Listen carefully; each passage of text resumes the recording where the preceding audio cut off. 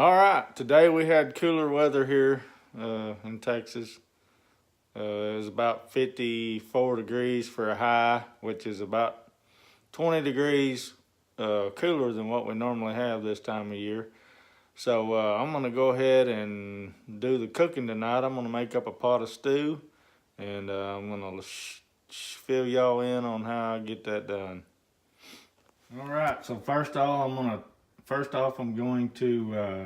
turn this front burner on and get her up to about, I don't know, medium heat or so. And this is like a 5-quart saucepan, so I'm going to put about a quarter of a cup of water in the bottom of it, which really ain't much. Then I'm going to take my stew meat that I just bought from the store and tear that package open.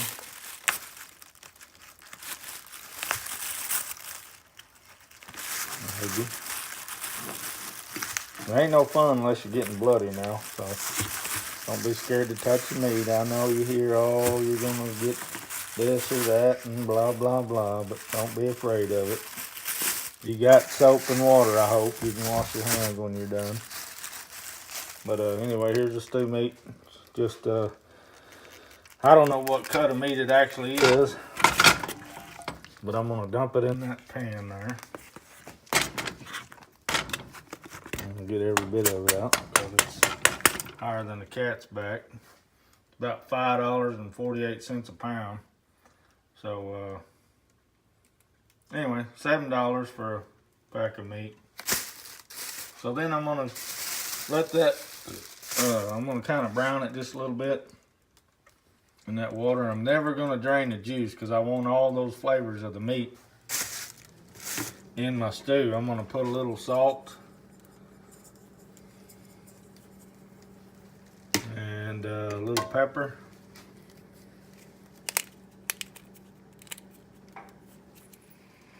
All right, next, folks, I bought a 5-pound bag of potatoes. See that there? Idaho white potatoes. That's all they are. Nothing special. Just a plain old potato. And we're gonna be feeding all 3 of us tonight. Me, myself, my wife, and my daughter. So what I'll do is,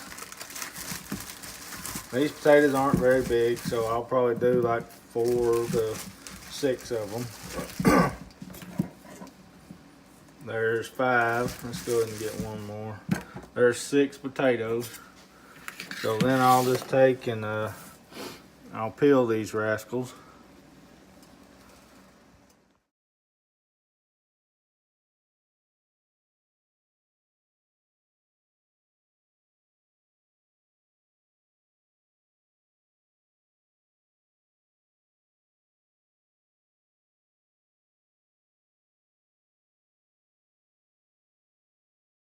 Alright, folks, there they are. I went ahead and peeled one extra. You can see the pile of peelings there. And I'll discard those peelings into the trash, and then I will cut the potatoes up into the stew. Before I add the potatoes, I'm going to add 1 more cup of warm or hot water into my mixture, my meat that I'm already cooking. The reason I put the potatoes in first after the meat kind of browns is because it takes the potatoes and the carrots take the longest to get tender, you know, in the boiling water. All right, so okay, now I'm going to cut up the potatoes and put them into the stew meat.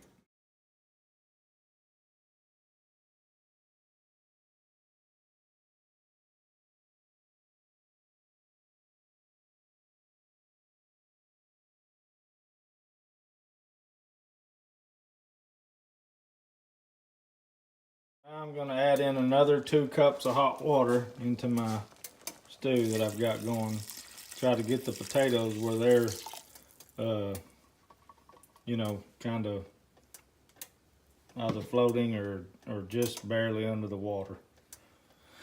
And then now I will cut up the carrots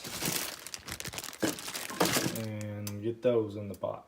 Okay, so I washed the carrots and got them laying here. Now I'm about to cut them up and drop them in the pot.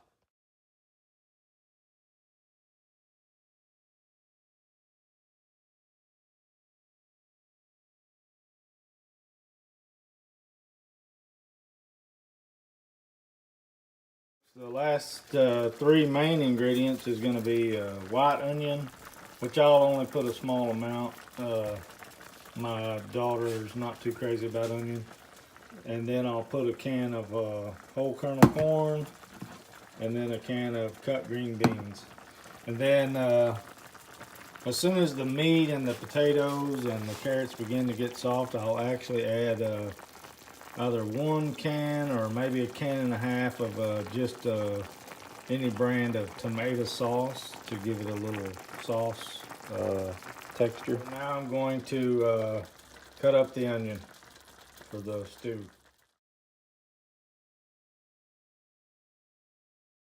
I don't know, but I put the onion in the pot, and I didn't even use a whole half of an onion.